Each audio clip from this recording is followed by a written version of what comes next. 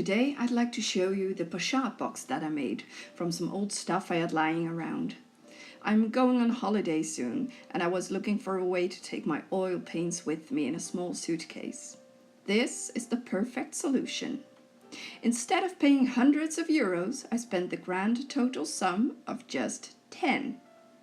I grabbed an old tea box that was gathering dust and took out the spacers on the inside.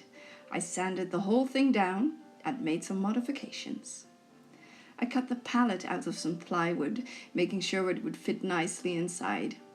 I added some supports and a small divider for my brushes, and the palette rests nicely on top of that. I nailed a few pieces of wood in place that hold the palette on the side of the box, leaving room inside for my paint, brushes and mediums. I turned the lid into the easel part, and it will fit canvas boards of 13 by 18 centimeters in size. I used 2 small nails to hold the canvas board in place.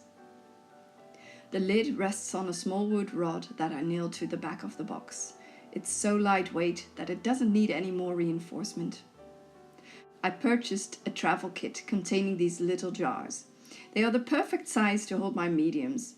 I stuck some magnetic tape on the bottom of the jars and the bottom of the box so that they will stay in place.